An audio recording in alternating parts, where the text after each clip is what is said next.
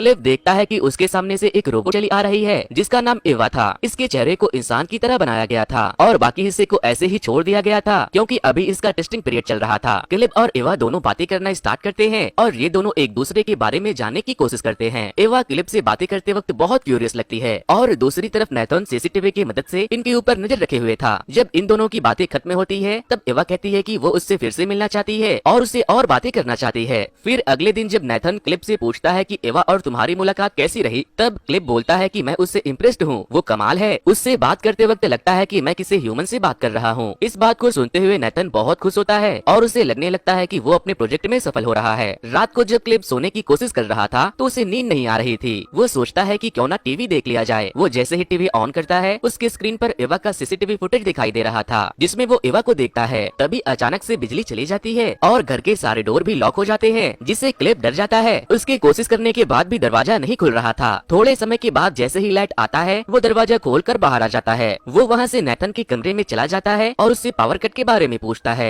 Nathan उसे कहता है कि मैंने यहाँ की सिक्योरिटी के लिए इसे ऐसा ही बनाया है ताकि कोई पावर कट करके अंदर न आ सके, इसीलिए जैसे ही पावर कट होती है वैसे ही सारे डोर लॉक हो जाते हैं। लेकिन पता नहीं क्यों कुछ दिनों से बार बार पावर कट हो रही है। फिर क्लिव जाकर अपने कमरे में सो जाता है। अगली सुबह वो अपने कमरे में एक लड़की को देखता है जिसका नाम क्योको था। क्लिव को इस लड़की के बारे में कुछ नहीं पता था, इसीलिए वो थोड़ा शॉक हो जाता है। वो नैथन से जब उसके बारे में पूछता है तो वो उसे बताता है कि वो मेरी केयर टेकर है। इसके बाद क्लिव वापस से एवा को टेस्ट करने जाता है जहाँ बातों बातों में एवा उसे एक ड्राइंग दिखाती है। वो ड्राइंग क्लिव को समझ नहीं आती, इसीलिए वो एवा से कहता है कि तुम्हें कोई खास चीज या ऑब्जेक्ट को ड्रा करना चाहिए, जिस पर एवा कहती है कि नेक्स्ट टाइम मैं इस बात का ध्यान रखूंगी। एवा उससे पूछती है कि क्या वो मैरिड है, जिस पर क्लिव कहता है नहीं, और तभी फिर से पावर कट हो जाती है। पावर कट होते ही एवा क्लिव से कहती है कि मैं तुम्हें एक बहुत जरूरी बात बताना चाहती हूँ। वो कहती है कि तुम्हें नैथन के ऊपर कभी भी भरोसा नहीं करना चाहिए। एवा उससे ये भी कहती है कि बार बार पावर कट कोई और नहीं बल्कि मैं करती हूँ। वो पावर कट इसलिए कर रही थी ताकि सारे कैमरास बंद हो जाए और नैथन उसे देख ना सके। क्लिव ये सब सुनकर काफी सरप्राइज हो जाता है। क्लिव टेस्टिंग रूम से बाहर जाता है और नैथन से एवा को लेकर अपने एक्सपीरियंस शेयर करने लगता है। तभी क्योको गलती से वैन को क्लिव के ऊपर गिरा देती है, जिस पर नैथन क्योको के ऊपर बहुत गुस्सा करने लगता है। इसके बाद नैथन क्लिव से पूछता है कि जब पावर कट हुआ था तब तुम दोनों के बीच क्या बातें हुई, जिस पर क्लिव उसे कुछ नहीं बताता और उसकी बातों को इग्नोर कर देता है। अगले दिन नैथन क्लिव को एक कमरे में लेकर जाता है और उसे बताता है कि ये वही रूम है जहाँ पर उसने एवा को बनाया था। वो यहाँ पर उसे एक चमकदार चीज भी दिखाता है और कहता है कि एवा का दिमाग भी ऐसे ही बना हुआ है। क्लिव पूछता है कि उसे एवा को बनाने का आइडिया कहाँ से आया, तो वो बताता है कि एवा पूरी दुनिया के लोगों की सोच से बनी हुई है। मैंने उसे बनाने से पहले करोड़ों लोगों के फोन को हैक करके ये पता लगाया कि वो क्या क्या एक्टिविटी करते हैं और जब वो बोलते हैं तो उनके चेहरे का एक्सप्रेशन कैसा होता है। इसी तरह के और भी ह्यूमन बिहेवियर को समझकर एवा का दिमाग बना है। फिर वापस से जब क्लिव एवा से मिलने जाता है तो वो क्लिव को बताती है कि वो उसके साथ डेट पर जाना चाहती है। फिर वो क्लिव से कहती है कि तुम अपनी आंखें बंद करो, मैं अभी आती हूँ। क्लिव अपनी आंखें बंद करता है तो थोड़ी देर के बाद वो इंसानों की तरह कपड़े पहनकर उसके सामने आती है। एवा क्लिव से पूछती है कि क्या तुम मुझे पसंद करते हो, जिस पर क्लिव कहता है नहीं। एवा कहती है तुम झूठ बोल रहे हो, मैं तुम्हारे फेस के एक्सप्रेशन को पढ़ सकती हूँ, जिससे क्लिव एक बार फिर से हैरान हो जाता है कि वो झूठ और सच को भी पहचान सकती है। इसके बाद क्लिव नैथन के पास जाता है और उसे बताता है कि वो लोगों के साथ फ्लर्ट कर सकती है और उसकी भावनाओं को भी समझ सकती है, जिस पर नैथन उससे कहता है कि मैंने उसे बस सोचने समझने के लिए प्रोग्राम किया था, लेकिन बाकी की चीजें वो खुद ब खुद सीख रही है। क्लिव पूछता है कि तुमने उसे लड़की ही क्यों बनाया, जिस पर नैथन उसे कहता है कि मैंने तुम्हारे लिए उसके दोनों टांगों के बीच भी कुछ बनाया है। वो इंटीमेट भी हो सकती है और इंटीमेट होते हुए उसे भी प्लेजर का एहसास होगा। तुम्हें उसे पटाकर उसके साथ इंटीमेट होना पड़ेगा। जिसके बाद क्लिव को ऐसा लगने लगता है कि एवा के पास इंसानों जैसी फीलिंग और इमोशंस होने के बाद भी उसे यहाँ कैद करके रखा गया है। नेक्स्ट डे जब वो एवा से मिलता है तो वो उसे एक कहानी सुनाता है जिसमें वो उसे ये बताने की कोशिश करता है कि एक इंसान और एक रोबोट में कई डिफरेंस होते हैं। मशीन वही देखता है जो उसे दिखाया जाता है, लेकिन इंसान अपनी मेमोरीज खुद बनाता है। वो ऐसा इसलिए कर पाता है क्योंकि उसकी कोई लिमिटेशन नहीं होती और वो एक जगह पर कैद नहीं रह सकते। ये बात एवा के दिमाग में बैठ जाती है क्योंकि वो अपने आप को पूरी तरह से इंसान बनाना चाहती थी। फिर रात को क्लिव सीसीटीवी फुटेज देख रहा था, तब वो देखता है कि नैथन एवा के पास गया था और उसने उसकी ड्राइंग को फाड़ दिया। क्लिव को नैथन का ये बिहेवियर बहुत बुरा लगता है, इसीलिए वो नैथन से मिलने जाता है तो उसके कमरे में उसे क्योको मिलती है। वो उसे नैथन के बारे में पूछता है तो उसे लगता है वो उसे इंटीमेट होने के लिए बोल रहा है। वो अपने कपड़े उतारने लगती है और तभी नैथन वहाँ आ जाता है। नैथन उसे बताता है कि उसे तुम्हारी लैंग्वेज समझ नहीं आती, वो वही करेगी जो उसका मन करेगा। नैथन बहुत नशे में था। वो क्लिव से कहता है कि आओ हमारे साथ डांस करो। क्लिव समझ जाता है कि नैथन अभी बात करने के हाल में नहीं है, इसीलिए वो वहाँ से चला जाता है। अगले दिन जब क्लिव एवा से मिलता है तो इस बार वो उससे कहती है कि मैं जानती हूँ तुम्हें यहाँ मेरे टेस्ट के लिए बुलाया गया है, लेकिन अगर मैं तुम्हारे टेस्ट में फेल हो गई तो मेरे साथ क्या होगा। तभी एवा पावर कट कर देती है और कहती है मैं तुम्हें बहुत पसंद करती हूँ और मैं तुम्हारे साथ रहना चाहती हूँ। जिसके बाद से क्लिव के मन में भी ये ख्याल चलने लगता है कि अगर उसने एवा को उसके टेस्ट में फेल कर दिया तो नेथन उसके साथ क्या करेगा। इसीलिए वो नेथन से मिलने चला जाता है और पूछता है कि अगर एवा हमारे टेस्ट में फेल हो गई तो तुम उसके साथ क्या करोगे। नेथन कहता है कि मैं उसके बॉडी को संभाल कर रख दूंगा और उसके मेमोरी को पूरी तरह से इरेज कर दूंगा, जिससे उसका अस्तित्व पूरी तरह से खत्म हो जाएगा। और इसके बाद मैं एक दूसरा ब्रेन बनाऊंगा जिसमें मैं उन सारी बातों का ख्याल रखूंगा जो एवा के पास नहीं था। ये सब सुनकर क्लिव को बहुत बुरा लगता है। वो सोचता है एवा जैसे रोबोट को मारना मर्डर होगा, इसीलिए क्लिव नेथन को बहुत ज्यादा शराब पिलाता है और जब नेथन बेहोश हो जाता है तब वो उसका कार्ड लेकर उसके रूम में चला जाता है। वो वहाँ पूरे बिल्डिंग के सीसीटीवी फुटेज को देखने लगता है, जिससे उसे पता चलता है कि नेथन ने एवा जैसे बहुत से रोबोट को बनाया था और उनमें भी ऐसे ही सोचने की शक्ति थी, लेकिन थोड़ी बहुत कमियां होने की वजह से उसने उसके दिमाग को खत्म कर दिया, यानी कि उन्हें मार दिया। वो सारे रोबोट वहाँ से बाहर जाना चाहते थे, लेकिन नेथन उन सबको बनाकर मार देता था। इसके बाद क्लिव वहाँ से नेथन के कमरे में जाता है जहाँ वो क्योको को बिना कपड़े के देखता है। फिर उसे वहाँ कबर्ड में बहुत सारे रोबोट्स की बॉडी मिल जाती है जिसे नेथन ने ऑफ करके वहाँ रख दिया था। तभी वो क्योको को उसकी चमड़ी उतारते हुए देखता है, जिससे पता चलता है कि क्योको भी एक रोबोट है, लेकिन उसके अंदर भी इंसानों की तरह सारी फीलिंग्स थी। फीलिंग होते हुए भी नेथन इसे एक गुलाम की तरह रखता था। तभी नेथन उठने लगता है तो क्लिव वहाँ से बाहर निकल जाता है। इन सारी चीजों को देखकर क्लिव बहुत परेशान हो जाता है। उसे लगने लगता है कि वो भी एक रोबोट है, इसीलिए वो अपने पूरे शरीर को चेक करता है और यहाँ तक कि खुद को टेस्ट करने के लिए वो अपने हाथ को भी काट लेता है ताकि उसे ये पता चल सके कि उसके अंदर हड्डी है या फिर मशीन। अगले दिन जब वो एवा से मिलता है तो वो उसे सारी बातें बता देता है कि अगर तुम हमारे टेस्ट में फेल हो गई तो नेथन तुम्हें शट डाउन कर देगा। ये सुनते ही एवा बहुत उदास हो जाती है और क्लिव से पूछती है कि क्या तुम मुझे बचाओगे, जिस पर क्लिव कहता है कि हाँ। वो उसे अपना पूरा प्लान बता देता है कि वो नेथन को शराब पिलाकर सुला देगा और उसके कार्ड को लेकर सारे सिक्योरिटी सिस्टम फेल कर देगा और जैसे ही वो पावर कट करेगी सारे दरवाजे खुद ब खुद खुल जाएंगे। अगले दिन क्लिव नेथन के पास पहुंचता है और उसे अपने बातों में बहला फुसलाकर शराब पिलाने की कोशिश करता है, लेकिन वो शराब पीने से मना कर देता है। नेथन क्लिव से कहता है कि तुमने बहुत अच्छा काम किया है, कल सुबह तुम्हें यहाँ से वापस ले जाने के लिए एक हेलीकॉप्टर आएगा। नेथन क्लिव से पूछता है कि क्या तुमने कभी ये सोचा है कि एवा सच में तुमसे प्यार करती है या फिर वो यहाँ से निकलने के लिए तुमसे प्यार करने का नाटक कर रही है। क्लिव को उसकी बातें समझ नहीं आती, लेकिन उसे ये समझ में आ जाता है कि नेथन को पता है कि वो एवा को वहाँ से भगाने वाला है। फिर नेथन उसे अपने कमरे में लेकर जाता है और उसे सीसीटीवी फुटेज दिखाता है। दरअसल नेथन को ये पता चल गया था कि एवा ही बार बार पावर कट कर रही थी, इसीलिए उसने पहले से ही उसके कमरे में बैटरी से चलने वाला एक कैमरा इंस्टॉल कर रखा था जो पावर कट होने के बाद भी रिकॉर्ड करता था। वो शुरू से ही उन लोगों के पावर कट होने के बाद के डिस्कशन को सुनता था और उनके सारे प्लान्स को भी जानता था। यहाँ पर नेथन क्लिव को बताता है कि उसने एवा को डिजाइन ही इस तरीके से किया था जिससे वो खुद को आजाद करने के लिए अपने इमोशन और फीलिंग को दूसरे के सामने इस तरह से रिप्रेजेंट करे ताकि सामने वाला इंसान धोखा खाकर उसकी हेल्प करने के लिए मजबूर हो जाए। नेथन कहता है कि एवा इस टेस्ट में पास हो चुकी है क्योंकि उसने अपने सारे इमोशंस का इस्तेमाल करके तुम्हें अपनी हेल्प करने के लिए मजबूर कर दिया। उसने ये साबित कर दिया कि वो किसी भी इंसान को बेवकूफ बना सकती है जैसे उसने तुम्हें बनाया। तभी अचानक से बिजली चली जाती है तो नेथन कहता है एवा ने तुम्हारे प्लान के मुताबिक बिजली काट दी, लेकिन तुम अपना काम नहीं कर पाए। जिस पर क्लिव कहता है कि मैंने अपना काम कल रात को ही पूरा कर दिया था जब तुम नशे में बेहोश पड़े थे, क्योंकि मुझे भी ऐसा लगता था कि तुम पावर कट होने के बाद भी हमें देख सकते हो। तभी नेथन देखता है कि एवा अपने कमरे से बाहर निकल चुकी है, जिसके बाद वो क्लिव पर बहुत गुस्सा करता है और एक रॉड से उसके सर पर मारकर उसे बेहोश कर देता है और उसे वहीं बंद करके एक रॉड को लेकर एवा के पास चला जाता है। इधर एवा क्योको से उसके कान में कुछ कहने लगती है। तभी नेथन वहाँ आता है तो वो उसके ऊपर हमला कर देती है, जिसके बाद नेथन रॉड से मारकर एवा का हाथ तोड़ देता है। तभी पीछे से क्योको आती है, उसके हाथ में एक चाकू था, वो चाकू नेथन के पीठ में घुसाकर मार देती है।